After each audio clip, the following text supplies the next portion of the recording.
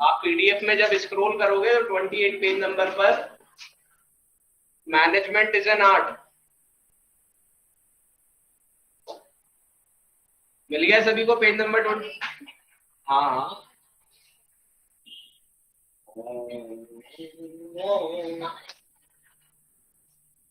Record हो रहा है।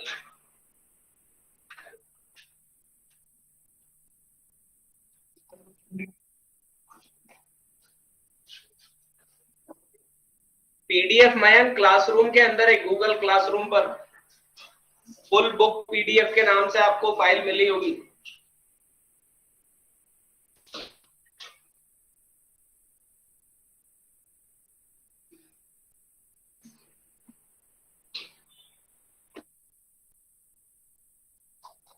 बन हो गया सबका करंट डिस्कस।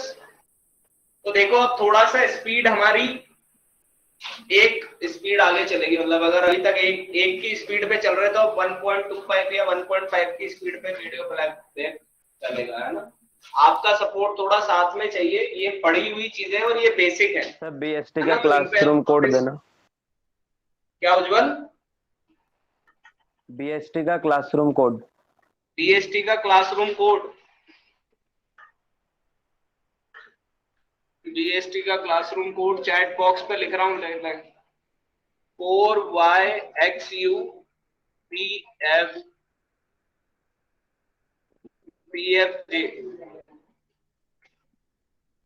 दीदी आ गया।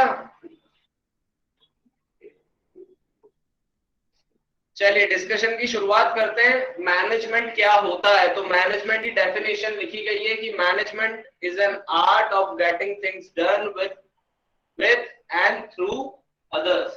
जब हम लोगों के साथ मिलकर काम करते हैं तो इसी कला को, दूसरे लोगों से काम करवाना, इसी कला को क्या नाम दिया जाता है? मैनेजमेंट। ये मैनेजमेंट का ट्रेडिशनल कंसेप्ट है। ये कैसा कंसेप्ट है मैनेजमेंट का? ट्रेडिशनल कंसेप्ट है। मॉडर्न कंसेप्ट क्या कहता है? Group of people work together for a common goal by working efficiently and effectively, it is known as management. तो मैनेजमेंट के दोनों ट्रेडिशनल और मॉडर्न कंसेप्ट से आपके दिमाग में कहानी होनी चाहिए। यानी the process of getting things done with the aim of achieving organisational goals effectively and efficiently is known as management. जैसे कि शादी में होता है, चाचा मामा ताऊ भतीजा सब मिलके कि हाँ ब्याह कराना है लड़के का, ब्याह की डीजे मैं संभाल लूंगा, हलवाई मैं संभाल लूंगा, केटर मैं संभाल लूंगा, टेंट वाला मैं संभाल लूंगा। तो सब लोग मिलके चीजों को मैनेज करते हैं और टारगेट क्या होता है? मिनिमम टाइम और मिनिमम कॉस्ट। तो यही देखते हैं दोनों वर्ड का मीनिंग क्या है, इफेक्टिवनेस एंड एफिशिएंसी। मैं एक चीज प्रीवियस सेशंस में भी बोलता हुआ आया हूं, अब डिफरेंस जब भी करो तो बेसिस बना के करो, बिना बेसिस के डिफरेंस नहीं करना। यहां पर भी आप देखेंगे तो कंपैरिजन के लिए बेसिस ऑफ डिफरेंस गिवन है। तो इफेक्टिवनेस और एफिशिएंसी में डिफरेंस करने के लिए सबसे पहला पॉइंट जो इस्तेमाल कर रहे हैं वो क्या है? मीनिंग। तो इफेक्टिवनेस का तो मतलब क्या होता है? टाइम पर काम पूरा होना, चाहे जो भी कॉस्ट लगे, उसको क्या बुलाते हैं? इफेक्टिवनेस। और एफिशिएंसी यानी कि एक कॉस्ट इफेक्टिव मैनर में काम को कंप्लीट करना, कि वो काम मिनिमम कॉस्ट में आपका हो जाए। ऑब्जेक्टिव, इफेक्टिवनेस का तो ऑब्जेक्टिव है टाइम पर रिजल्ट अचीव हो जाना, और एफिशिएंसी का ऑब्जेक्टिव है कॉस्ट बेनिफिट एनालिसिस हो जाना। कॉस्ट बेनिफिट यानी कॉस्ट एडवांटेज आपको मिल जाए। अगर किसी इंसान को कोई चीज 5 रुपए में पड़ रही है और अगर वही चीज की कॉस्टिंग अगर हमें 3 रुपए में मिल जाए तो क्या हमारा प्रॉफिट मार्जिन वो 2 रुपए से बढ़ेगा कि नहीं बढ़ेगा? बढ़ेगा। मेन कंसिडरेशन, अगर हम इफेक्टिवनेस की बात करें तो मेन कंसिडरेशन दिया जाता है टाइम को, और वही एफिशिएंसी में मेन कंसिडरेशन दिया जाता है कॉस्ट। इसी के रिगार्डिंग देखो यहीं पर एक क्वेश्चन आ गया, रामा क्लोथ लिमिटेड। देखिएगा question, Rama cloth limited target is to produce 20,000 shirts per month at a cost of 500 per shirt. The production manager achieved this target at a cost of 450 rupees per shirt. तो आपको क्या लगता है, manager effective है कि manager efficient है?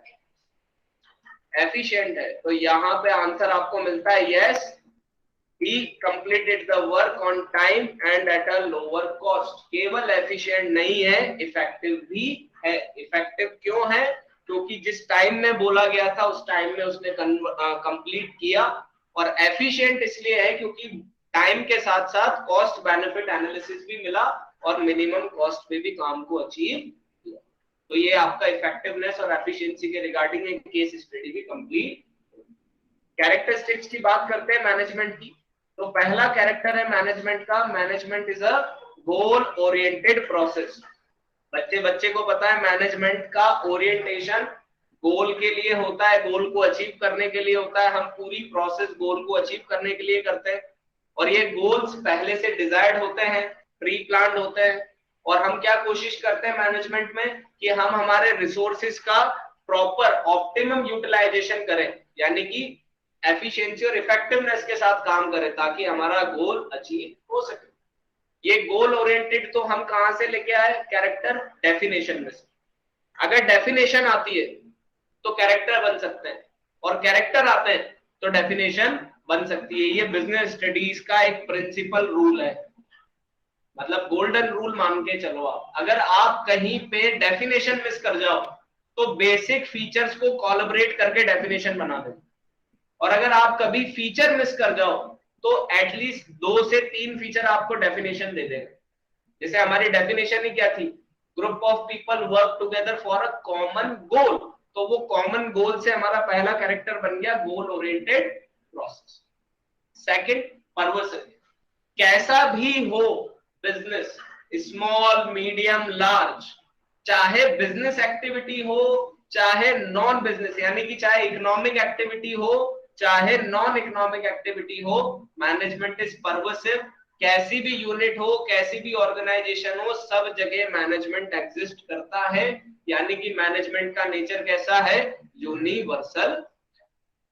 यहीं से तीसरा, मैनेजमेंट इज मल्टी डायमेंशनल. जैसे आप दुनिया देखते हैं 4D 3D 5D, तो ऐसे मैनेजमेंट मल्टी डायमेंशन है. मैनेजमेंट में 3 डायमेंशन है, management by work, management by people and management by operation. हर ऑर्गेनाइजेशन जब स्टैब्लिश होती है तो उसका कुछ काम होता है, तो वो काम आइडेंटिफाई करना मैनेजमेंट ऑफ वर्क. जैसे स्कूल एजुकेशन देता है, फैक्ट्री गुड्स प्रोवाइड करता है. मैनेजमेंट फिर ये इंश्योर करता है कि लोग पार्टिसिपेशन करें, तो ये पार्टिसिपेशन के लिए second dimension management of people.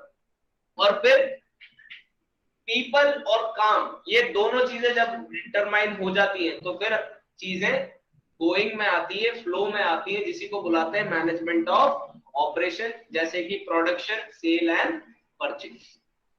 Fourth character management का, management is a continuous process.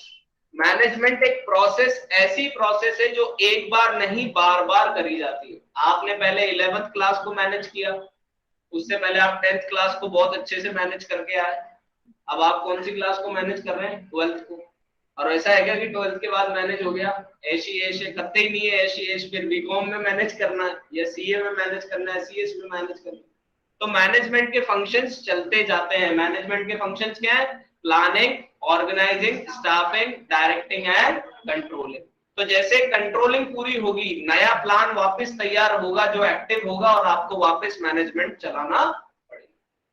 Definition में से एक अगला कैरेक्टर आता है group activity. Management is a group activity. Group activity का मतलब डेफिनेशन में से लाए हैं, मैनेजमेंट एक इंसान नहीं करता. एक इंसान तो क्या करता है? मैनेज करता है. लेकिन जब एक से ज्यादा, 2 या 2 से ज्यादा लोग आ जाते हैं तो वहां पे टर्मिनोलॉजी किसकी आ जाती है? मैनेजमेंट की टर्मिनोलॉजी आ जाती है.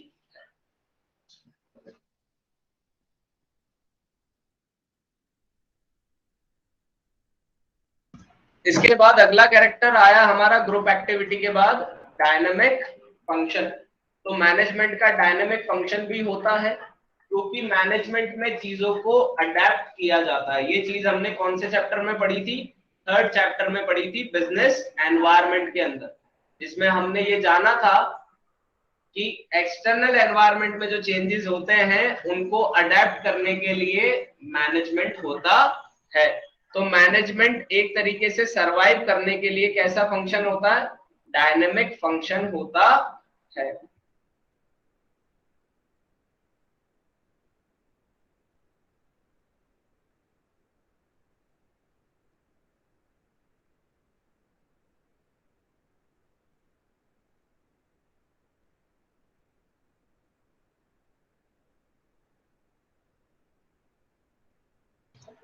तो डायनामिक के लिए देखिए, डायनामिक फंक्शन अडेप्ट किया जाता है टाइम, नीड या सिचुएशन के हिसाब से। जैसा बाजार चल रहा है वैसा ही कंपनी को चलना पड़ता है। कहते हैं ना लोग, वक्त के साथ जो नहीं चलते वो पीछे रह जाते। वो जैसे इंडियन मार्केट में सरवाइव करने के लिए मैकडॉनल्ड्स ने बीफ बर्गर यहाँ पे लॉन्च नहीं किया।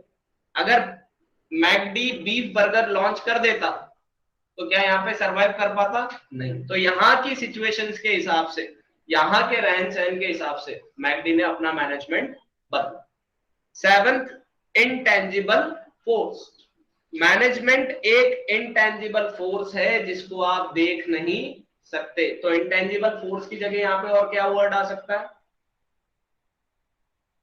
Management is invisible. ठीक है, अगर गलती से ये वर्ड आ जाए तो उसका मतलब भी यही है। तो यानी कि अगर ऑर्गेनाइजेशन के गोल्स अच्छे से अचीव हो रहे हैं, टाइमली गोल्स अचीव हो रहे हैं, तो आप ये कह सकते हो कि ऑर्गेनाइजेशन का मैनेजमेंट अच्छा है। होता ही है ना, आप होटल में जाओ, खाने का ऑर्डर कर दिया आपने, बटर पनीर मसाला ने 4 नान और भैया ये लच्छा मिस्सी रोटी ने रायता ने सलाद। अब अगर सलाद बाद में आया, मैनेजमेंट खराब है यार। और सलाद जल्दी आ जाए और खाना बाद में आया तो मैनेजमेंट खराब है, ये बोलते हैं ना। इसके रिगार्डिंग भी केस स्टडी देख लेते हैं। आपको यहाँ पे एक एजुकेशन इंस्टीट्यूट की केस स्टडी दिख रही है। An education institute as well as business organization both need to be managed. Which characteristic of management is highlighted here? तो क्या है आंसर? परवेसिव, ऑल परवेसिव, कैसा भी बिजनेस ऑर्गेनाइजेशन हो। तीसरा, in an organization the employees are happy and satisfied and there is no chaos and the effect of management is noticeable. कौन सा character है? इंटेंजिबल। क्या बात।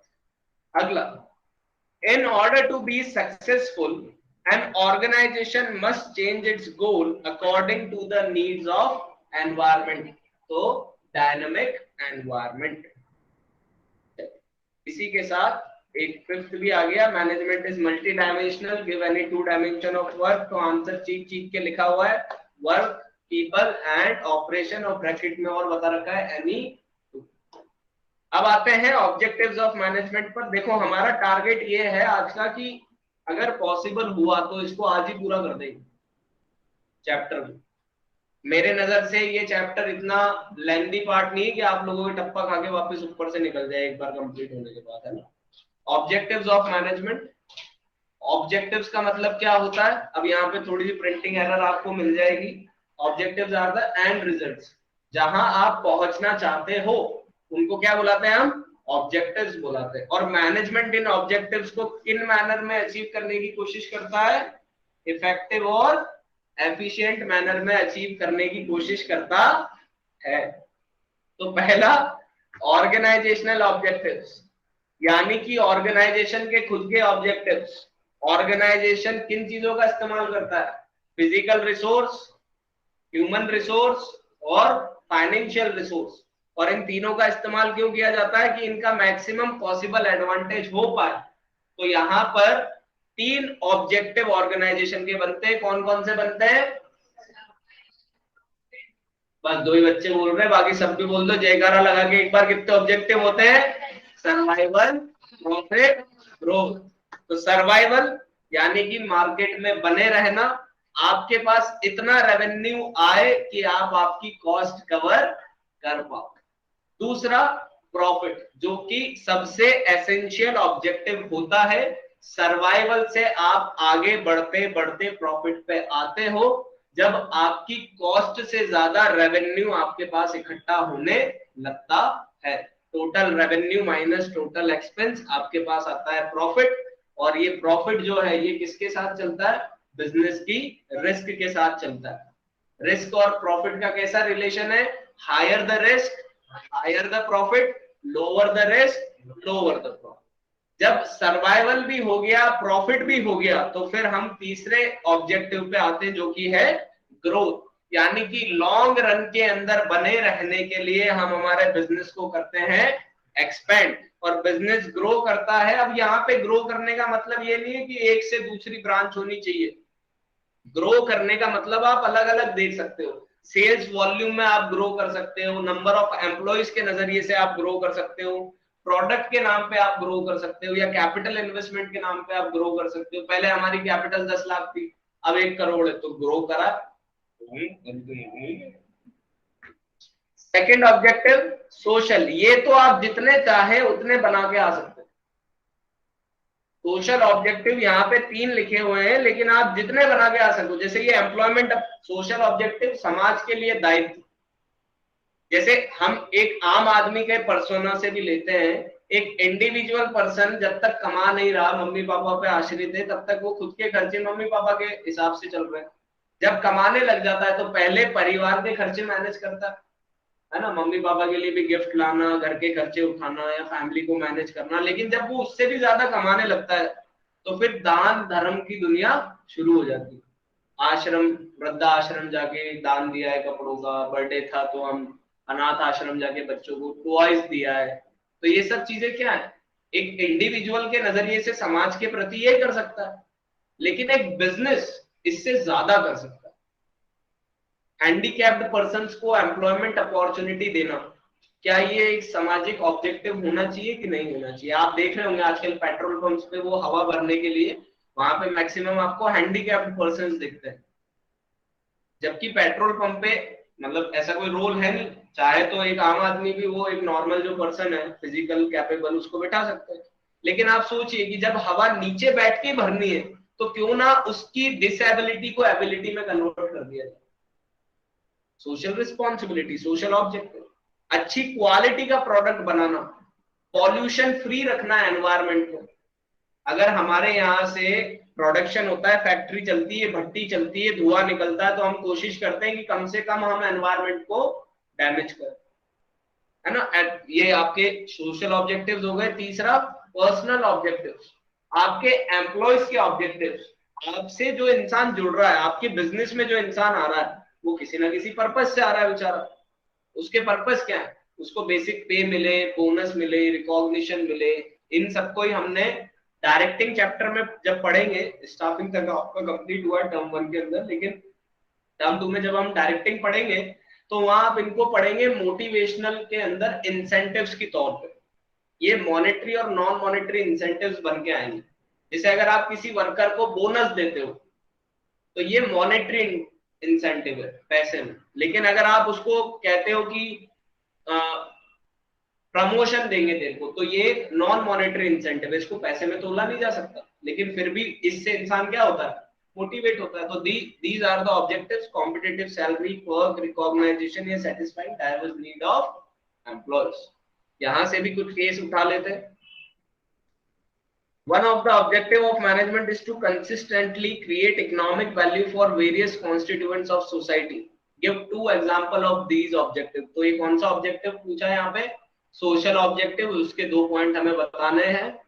यूजिंग एनवायरमेंट फ्रेंडली मेथड बता दिया एक तो इसने, और दूसरा बता दिया एम्प्लॉयमेंट अपॉर्चुनिटीज देना। अब यहाँ पे एक बड़ी केस स्टडी आई, चलिए। Sana Limited is a company producing fans. The company's profits are not enough for survival and growth. The management of company believes that a satisfied employee creates a satisfied customer, who in turn create profit that leads to satisfied shareholder. So it's pay competitive salary perks to all its employees. All the employees are happy working in the organization. Finally अगर बात करें तो क्या ये objectives को fulfil कर रहे हैं?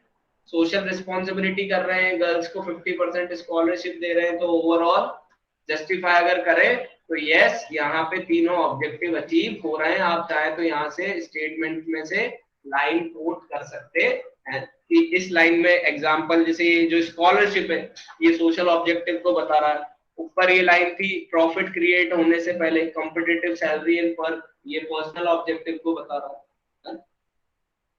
अगली हेडिंग पे आते हैं, इंपॉर्टेंस ऑफ मैनेजमेंट। इंपॉर्टेंस में सबसे पहला अचीविंग ग्रुप गोल्स। अब देखिए इंपॉर्टेंस में से दो वर्ड बहुत अच्छे इस्तेमाल हो सकते हैं, एक तो हेल्प और एक facilitate. It helps in achieving group goals, it facilitate in achieving group goals. तो इस तरीके से भी आप क्या कर सकते हैं, स्टेटमेंट का फॉर्मेशन कर सकते हैं। तो पहला पॉइंट अचीविंग ग्रुप गोल्स। अब ग्रुप गोल कैसे अचीव होते हैं, क्योंकि मैनेजर सारे वर्कर्स को एक कॉमन डायरेक्शन में लेके जाता है, और एक कॉमन डायरेक्शन में जब सब काम करते हैं तो ओवरऑल होते हैं with the team work, with the coordination. Second, increase efficiency. Management efficiency increase करने की कोशिश करता है कि जो भी आपके पास रिसोर्सेज हैं आप उनको इस तरीके से इस्तेमाल करें कि आपकी प्रोडक्टिविटी भी बढ़े और आपकी कॉस्ट भी रिड्यूस हो। तीसरा, create dynamic organisation. Management employees को हेल्प करता है कि वो चेंज करें, खुद में चेंजेस लाएं, और ये चेंजेस किसके हिसाब से होंगे, विद द सिचुएशन। जैसी सिचुएशन है और इस सिचुएशन के हिसाब से अगर आप चेंजेस करेंगे तब ही ऑर्गेनाइजेशन सरवाइव कर पाएगी या ग्रो कर पाएगी। Fourth, achieving personal objective. Employees के गोल अचीव करने में भी मैनेजमेंट मदद करता है, क्योंकि एक बार अगर आपने एम्प्लॉय के गोल अचीव करवा दिए तो फिर एम्प्लॉय आपके ऑर्गेनाइजेशन के गोल अचीव करवाएगा। And last but not the least, development of society. एक बिजनेस एक सोसाइटी को भी डेवलप करता है। Management help in development of society by producing good quality products, creating employment opportunities या अडॉप्टिंग न्यू टेक्नोलॉजी। क्या कोटा की सोसाइटी को एजुकेशन इंस्टीट्यूट्स ने डेवलप किया कि नहीं किया? एजुकेशन से पहले कोटा कैसा था और इन इंस्टीट्यूट्स के बाद एजुकेशन के इंस्टीट्यूट्स के बाद कोटा कैसा, ये हम बखूबी देख रहे। तो दीज आर द इम्पोर्टेंस। इसके रिगार्डिंग भी यहाँ पे केस नहीं है। चलिए फिलहाल आते हैं नेचर ऑफ मैनेजमेंट पे। तो पहला नेचर, मैनेजमेंट एज एन। तो जब भी हमें ये कंपैरिजन देना है, मैनेजमेंट एज आर्ट हो, मैनेजमेंट एज साइंस हो या मैनेजमेंट एज प्रोफेशन हो, तो जब भी हम ये कंपैरिजन देंगे तो पहले तो इन स्ट्रीम्स का मतलब डिफाइन करेंगे, आर्ट को या साइंस को या प्रोफेशन को। तो पहले आर्ट को डिफाइन करा हुआ है। क्या डिफाइन करा हुआ है? एक स्किलफुल या पर्सनल एप्लीकेशन जिसमें नॉलेज चाहिए होती है डिजायर्ड रिजल्ट्स को अचीव करने के लिए। ये स्टडी, ऑब्जर्वेशन और एक्सपीरियंस के थ्रू एक्वायर करी जाती है। आर्ट्स के basic feature, existence of theoretical knowledge. अगर आप म्यूजिक सीखना चाहते हो तो पहले आपको म्यूजिक की थ्योरी सिखाई जाएगी।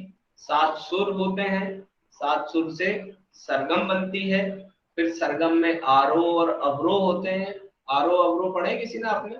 सा सा रे रे ग ग म म प प ध ध नि नि सा सा। तो ये इसमें 2 हैं, फिर ऐसे 3 में चलते हैं, सा रे ग म प। मैंने 8 म्यूजिक क्लास मतलब 8th क्लास तक करी है। मतलब I was a gold medallist. Gold तो क्या मतलब है, टॉपर था मतलब। चलिए, तो existence of theoretical knowledge. Art आपको अगर पढ़ना है या आर्ट फील्ड में जाना है तो ये एक सिस्टमैटिक और ऑर्गेनाइज्ड बॉडी है। यहाँ पे आपको स्टडी मटेरियल पूरा मिलता है जिससे आप थ्योरेटिकल नॉलेज पूरी गेन कर सकते हैं।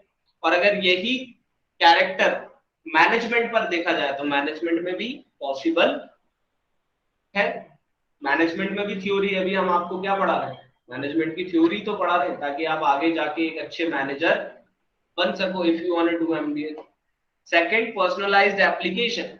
आर्ट में केवल थ्योरी पढ़ना नहीं होता, हर इंसान उस थ्योरी को प्रैक्टिकल लाइफ में अप्लाई करता है, और यही चीज मैनेजमेंट में भी होती है।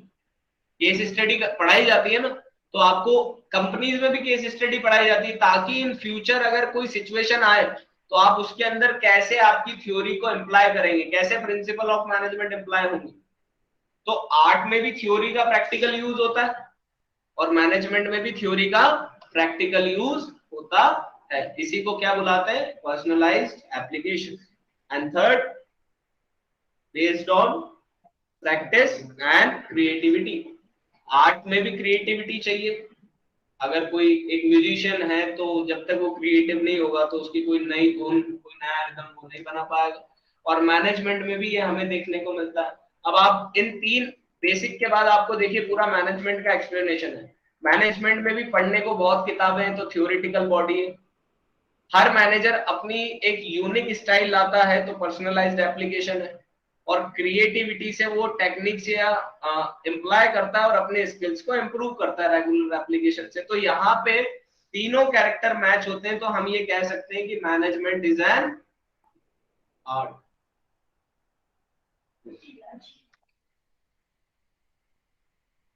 हाँ, वो क्या मोबाइल में देखते हैं ना, बहुत सी बार ऐसा लगता है कि गए पीछे। तो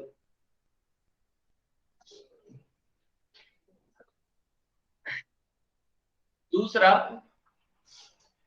management as science.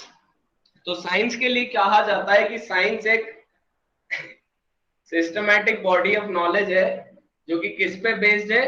Journal truth पर, यानी कि फैक्ट्स पे, फाइंड्स पे या इवेंट्स पे। और ये फैक्ट फाइंड इवेंट जो है, इनसे ही हमने हमारे प्रैक्टिकल एक्सपेरिमेंट्स या लॉजिक्स जो है वो डिराइव आउट करे हैं। तो साइंस का पहला फीचर है systematic body of knowledge. Obvious सी बात है, प्रैक्टिस और एक्सपेरिमेंट करके हमने एक पूरा एक सिस्टमैटिक अरेंजमेंट बॉडी का किया है साइंस का। इसमें हम छठी कक्षा से विज्ञान पढ़ते हुए आ रहे हैं, बादल क्यों बनते हैं, फिर बाद में केमिकल एलिमेंट पढ़े आपने पूरी। Second, principles are based on experiments and observations. जितने भी साइंटिफिक प्रिंसिपल्स हैं वो रिपीटेटेड एक्सपेरिमेंट्स या ऑब्जर्वेशन से ही बनाए गए हैं। तीसरा, यूनिवर्सल वैलिडिटी। आ रही है सबको बासी आ रही। यूनिवर्सल वैलिडिटी, तो साइंटिफिक प्रिंसिपल जो है वो यूनिवर्सल वैलिड होते हैं हर जगह पर। ऐसा थोड़ी है कि ऑस्ट्रेलिया में O2H वाटर बनता हो, वहां पर भी H2O ही वाटर बनता है। अफ्रीका में भी ऐसा ही है कि H2O ही वाटर होता है। तो यूनिवर्सल वैलिड होते हैं। लेकिन मैनेजमेंट की जहां तक बात है, तो पहला पॉइंट मैच होता है सिस्टमैटिक बॉडी ऑफ नॉलेज। दूसरा जो है रिपीटेटिव एक्सपेरिमेंट्स, वो भी आप कह सकते हैं, लेकिन यूनिवर्सल एप्लीकेबल नहीं है, क्योंकि विद द सिचुएशन मैनेजमेंट के principles with the situations change हो जाते। साइंस के प्रिंसिपल्स तो वैसे रहेंगे, लेकिन मैनेजमेंट के प्रिंसिपल्स वैसे नहीं रहते। तो यहाँ सारे कैरेक्टर मैच नहीं हुए, तो हम ये कह सकते हैं कि management is in exact science, आधी अधूरी साइंस है। Conclusion: management principles of management are not so exact as the principle of pure science, so it may be called as an inexact science. Human factor में management एक तरीके से social science हो सकती है। तो ये एक सटीक आंसर है। कंक्लूजन जो यहाँ पे लिखा हुआ है, आप इसको काम में ले सकते हैं जब MCQ आप पे आएगा तब। फिलहाल आता है अगला पॉइंट में, मैनेजमेंट एज प्रोफेशन। तो प्रोफेशन एक ऐसा ऑक्यूपेशन जो कि स्पेशलाइज्ड नॉलेज या स्किल्स को रिक्वायर करता है और जिसमें एंट्री रेस्ट्रिक्टेड होती है। क्या हर कोई डॉक्टर बन सकता है? नहीं। क्या हर कोई इंजीनियर बन सकता है? नहीं। क्या हर कोई CA बन सकता है? नहीं। एंट्री रेस्ट्रिक्टेड है। आपको एंट्री लेने के बाद भी पूरी पढ़ाई करनी पड़ेगी जो कि स्पेशलाइज्ड नॉलेज होगी, और आपको ट्रेनिंग कंप्लीट करनी पड़ेगी। सोचो आप कोई बिना ट्रेन डॉक्टर बोले टाके मैं लगा दूंगा तुम्हारे, तो आप क्या बोलोगे? तो खुला रहने दे। तो प्रोफेशन के मेन फीचर्स की बात करें तो पहला फीचर है well defined body of knowledge. आप कोई मतलब कोई ऐसा हो जो पहले घर पे थोड़ी बहुत कपड़े वपड़े सीना जानता हो, बटन वटन लगा के मैं लगा दूंगा टाके, वो मोबाइल अंदर छोड़ दे, फिर टाका खोले, फिर मोबाइल लगा, फिर टाका लगा, बोले कैंची अंदर रहेगी। तो ऐसे एम्प्लॉय, ऐसा डॉक्टर थोड़ी चाहिए अपने। Well defined body of knowledge, prof, अरे क्या क्या रह गया पेट में आगे बात करते हैं। Well defined body of knowledge, सारे प्रोफेशंस की नॉलेज जो होती है वो स्पेशलाइज्ड और वेल डिफाइंड होती है।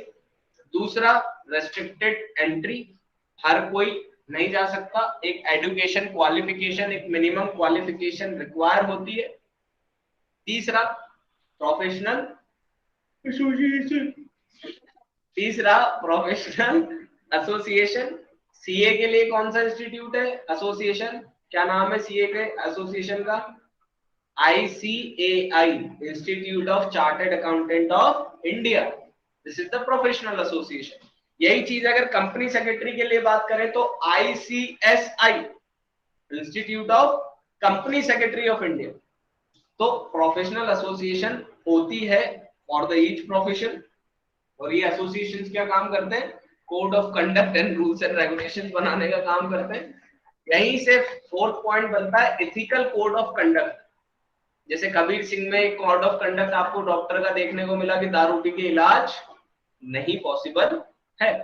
एंड फिफ्थ, प्रोफेशन का मोटिव कौन सा होता है? सर्विस। कौन सा मोटिव होता है? Service motive. तो यहां से अगर कंक्लूजन, कंक्लूजन यही निकलता है। हाँ सर को समझ में नहीं आया।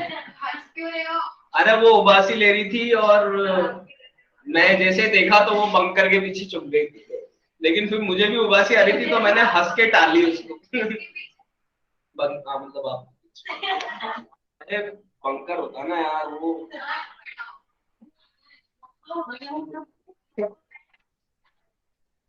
फौज में होता है ना, लड़ने जाते हैं तो छुपते हैं। हाँ मैं भी ले ही ले लूं। तो मैनेजमेंट प्रोफेशन के सारे फीचर्स को फुलफिल नहीं करता, लेकिन फिर भी मैनेजमेंट को क्या बनाया जा रहा है? प्रोफेशन बनाया जा रहा है। मैनेजमेंट को क्या बनाया जा रहा है? प्रोफेशन। इसके लिए इंस्टीट्यूट बनाया गया है, एक मैनेजमेंट एसोसिएशन सेटअप करी गई है, ऑल इंडिया मैनेजमेंट एसोसिएशन, आईमा। अब नाम ही है ये, क्या कर सकते हैं एब्रीविएट होके, ठीक है। वैसे अभी तक कोई जरूरी नहीं है, मैनेजर कोई भी बन सकता है, लेकिन अब एक ये आ रहा है कि केवल MBA वालों को मैनेजर बना रहे हैं। तो धीरे धीरे मैनेजमेंट को भी एक प्रोफेशन के नजरिए से बना रहे हैं। हालांकि मैनेजमेंट के अभी तक कोई कोड ऑफ कंडक्ट नहीं है, और मैनेजमेंट कभी भी सर्विस मोटिव का नहीं रहा। मैनेजमेंट हमेशा कौन से मोटिव का रहा है? प्रॉफिट मोटिव का रहा है। इसलिए जहां पे प्रॉफिट मेकिंग एक्टिविटीज नहीं होती है, वहां पर मैनेजमेंट लाया जाता है प्रॉफिट के लिए। जैसे स्कूल समाज सेवा का काम है, सर्विस मोटिव है, लेकिन वहां पे स्कूल में मैनेजमेंट जो है वो क्या देखता है? हॉस्पिटल, डॉक्टर सर्विस मोटिव है प्रोफेशन, लेकिन हॉस्पिटल में मैनेजमेंट आते हैं, हॉस्पिटल क्या देखता है? चलिए, तो यहां से आता है लेवल्स ऑफ मैनेजमेंट। कितने लेवल होते हैं? 3 लेवल होते हैं मैनेजमेंट के। सबसे पहला नाम टॉप, दूसरा मिडिल, और तीसरा लोअर का एक और नाम सुपरवाइजरी, और एक और नाम ऑपरेशनल। क्या बात।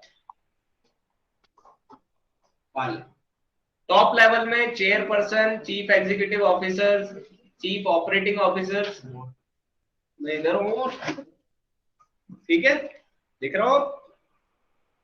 तो चीफ टास्क टॉप लेवल का क्या होता है?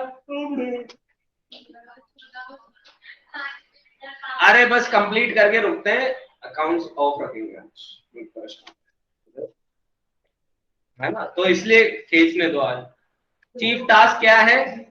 कोऑर्डिनेट करना है, एक्टिविटीज को इंटीग्रेट करना और कोऑर्डिनेट करना। इंटीग्रेट वर्ड का मीनिंग क्या होता है? इकट्ठा, और कोऑर्डिनेट एफर्ट्स को simultaneously from the point of starting to the point of execution, एक साथ चलाते हुए चलना। साथ ही साथ पूरे ऑर्गेनाइजेशंस की पॉलिसी कौन बनाता है? टॉप लेवल बनाता है। ऑर्गेनाइजेशन गोल कौन फॉर्मुलेट करता है? टॉप लेवल बनाता है। रिस्पॉन्सिबिलिटीज स्ट्रेटजीज का इम्पैक्ट कौन झेलेगा? टॉप लेवल झेलेगा। फंडिंग कौन अरेंज करेगा? टॉप लेवल करेगा। लाइजनिंग, जिसको आपने करंटली मार्केटिंग में पढ़ा था लॉबिंग के नाम से, एक्सटर्नल कॉन्टेक्ट बनाना, सप्लायर्स, क्रेडिटर्स, पॉलिटिशियंस, इनसे, ये सब डीलिंग कौन करेगा? टॉप लेवल करेगा। सेकंड, मिडिल लेवल, जिसके अंदर कौन आते हैं? डिविजनल हेड्स या डिपार्टमेंट हेड्स या प्लांट सुपरिटेंडेंट्स, जिनको ऑपरेशन मैनेजर्स भी आप बुलाते हैं। इनका मेन काम है टॉप लेवल की जो पॉलिसी है उनको इम्प्लीमेंट करना। मास्क पहन लो वापस। इम्प्लीमेंट करना पॉलिसीज को, जो भी रिसोर्सेज अवेलेबल है उन रिसोर्सेज से पॉलिसीज का इम्प्लीमेंटेशन देखना। लोअर लेवल और लेबर के साथ कोऑर्डिनेट करना। पर्सनल, जब जब रिक्वायरमेंट है, यानी कि रिक्रूटमेंट और सिलेक्शन करने की जिम्मेदारी किसकी है? मिडिल लेवल की है। और ड्यूटीज और रिस्पॉन्सिबिलिटीज भी कौन असाइन करता है? मिडिल लेवल करता है। Last but not the least, lower level and supervisory in the levels of management. Last, lower level and supervisory, जिसमें foremen और supervisors आते हैं। काम क्या है इनका? लेबर से कनेक्ट रखना, लिंकिंग पिन लेबर के लिए बनना। लेबर और मैनेजमेंट के बीच में जो जुड़ाव है वो कौन है? लोअर लेवल है। जो भी पॉलिसी मिली है, जो भी डायरेक्शन मिले हैं, वो ये लेबर को आगे ट्रांसफर करते हैं। लेबर्स की जितनी भी समस्याएं हैं उन समस्याओं का समाधान मैनेजमेंट के सामने रखना, उन समस्याओं को, ये सारी जिम्मेदारी किसकी है? लोअर लेवल की है। वर्कर्स में डिसिप्लिन और इक्विटी मेंटेन करने की जिम्मेदारी किसकी है? लोअर लेवल की है। आउटपुट की क्वालिटी मेंटेन करने की जिम्मेदारी लोअर लेवल की है। और एफर्ट्स का मिनिमम वेस्टेज हो, इसकी जिम्मेदारी भी किसकी है? लोअर लेवल की है। यहाँ पे 4 सवाल आते हैं। कौन से लेवल पे मैनेजर वेलफेयर और सर्वाइवल के लिए रिस्पॉन्सिबल है? टॉप लेवल सबसे ज्यादा काम किस चीज का करता है? प्लानिंग। राकेश अगर रीजनल मैनेजर है तो कौन से लेवल पे? मिडिल। और कौन सा लेवल रिस्पॉन्सिबल है कंट्रोलिंग के लिए? तो वो है लास्ट लेवल, सुपरवाइजरी लेवल। अब यहाँ पे फंक्शंस की बात है, इसको हम इग्नोर कर सकते हैं क्योंकि ये आपके सारे चैप्टर्स ही बनते हैं। Planning, organising, staffing, directing, controlling. Planning में प्लान करना, ऑर्गेनाइजिंग में रिसोर्सेज को ऑर्गेनाइज करना, स्टाफिंग में स्टाफ को रिक्रूट करना, डायरेक्टिंग में काम को एक्टिवेट करना, एक्शन को इनिशिएट करना, और कंट्रोलिंग में ये चेक करना कि जैसा प्लान किया था वैसा हुआ कि नहीं हुआ। आइडेंटिफाई द फंक्शंस, यहाँ पे आपको फंक्शंस दे रखे हैं। मैं सोच रहा हूँ कि स्क्रीन पे आंसर छुपा रहा हूँ, लेकिन आपकी पीडीएफ ओपन है। तो पहले का आंसर बनता है, एम्प्लॉयज को मोटिवेट करने का काम डायरेक्टिंग में होता है। रिक्रूटमेंट, सिलेक्शन स्टाफिंग का काम है। डेफिशिएंसीज पता लगाना कंट्रोलिंग का काम है। ब्लूप्रिंट, फ्यूचर का तैयार करना, प्लानिंग। और साथ ही साथ सारी ग्रुपिंग एक्टिविटीज करना, अथॉरिटी रिलेशनशिप क्रिएट करना, ये है ऑर्गेनाइज। मैं ये जो फ्रेजेस आपको मिल रहे हैं, इन फ्रेजेस पे ध्यान दीजिएगा। जैसे ये बहुत बढ़िया फ्रेज था यहाँ पे, preparing a blueprint for future. जब इसमें 4 ऑप्शन मिलेंगे ना तो घूम जाओगे। हाँ, लेकिन टेक प्लानिंग होगा इसमें, है ना। चलिए, तो इसके बाद हमारा आखिरी टॉपिक कोऑर्डिनेशन, जिसके साथ फर्स्ट चैप्टर की आज हमारी रिवीजन क्लास समाप्त होने में है। तो कोऑर्डिनेशन का पता नहीं कब होगी। Coordination, synchronise various activities. क्या था वो? कौन सा फोन? कोऑर्डिनेशन का मतलब है बहुत सारी एक्टिविटीज का एक साथ सिंक्रोनाइजेशन, जैसे कि purchase, sales, production, finance, personal, कर लो दुनिया मुट्ठी में। तो कोऑर्डिनेशन इन सारी एक्टिविटीज में बैलेंस करने की कोशिश करता है ताकि आपके गोल्स इजीली अचीव हो पाए। जहां पे कोऑर्डिनेशन की कमी होती है वहीं पे ओवरलैपिंग होती है, यानी कि एक ही काम बार बार, डुप्लीकेशन 2 बार, डिले, काम में देरी, केओस, लड़ाई झगड़े। तो कोऑर्डिनेशन का पहला कैरेक्टर, इंटीग्रेट्स ग्रुप एफर्ट्स, यानी कि ग्रुप एफर्ट्स को इकट्ठा करके चलना।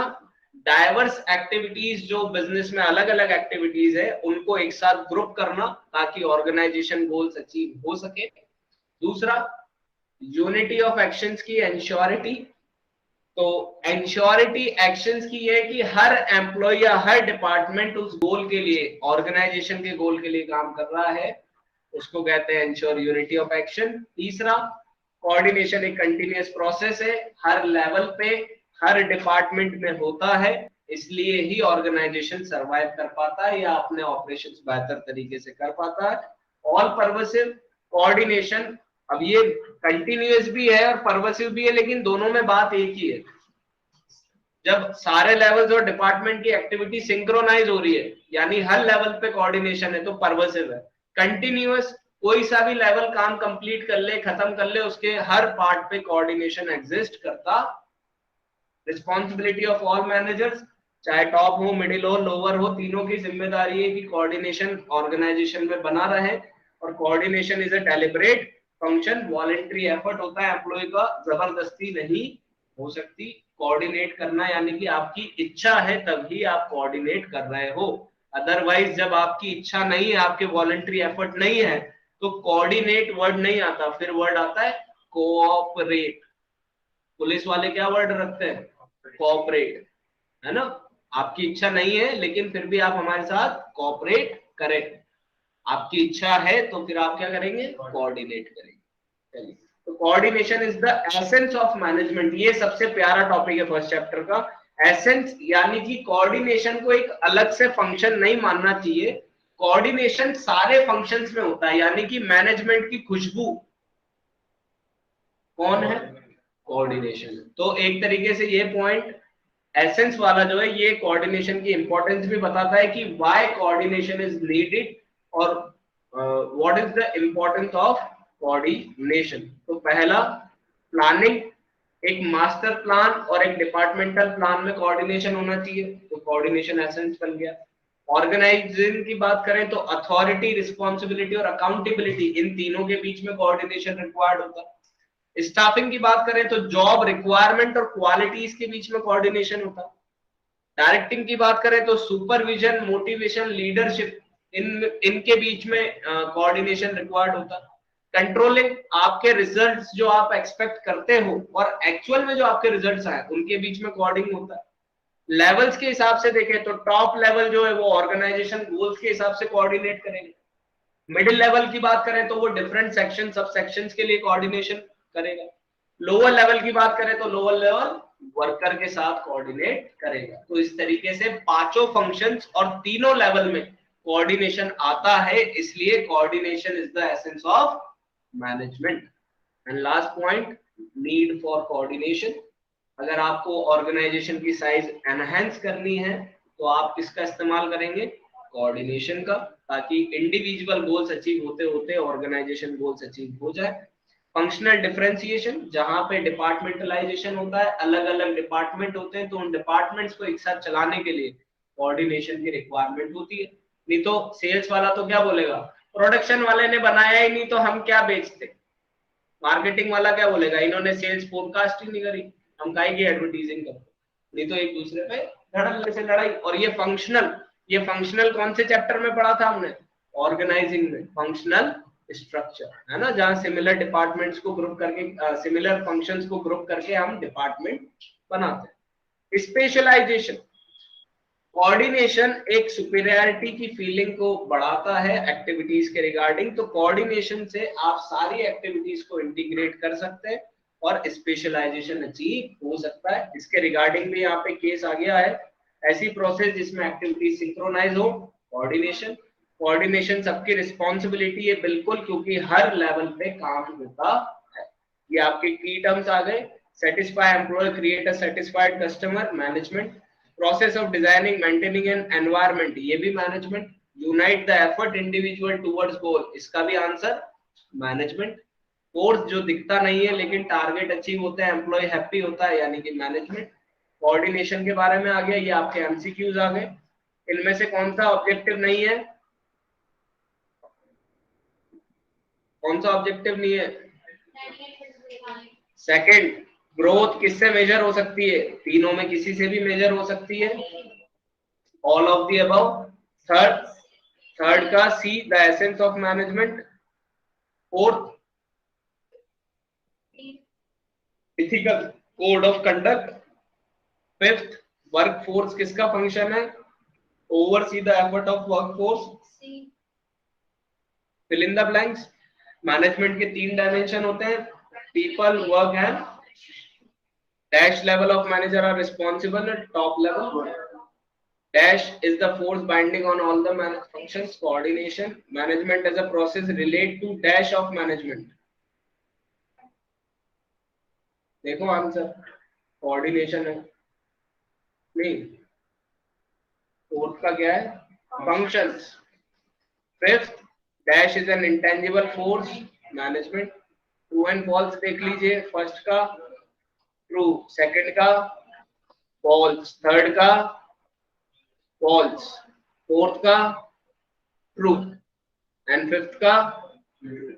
ये आपके हो गए हैं तैयार, ये आपके सॉल्यूशन और ये आपका पहला चैप्टर का रिवीजन जस्ट इन 50 मिनट्स।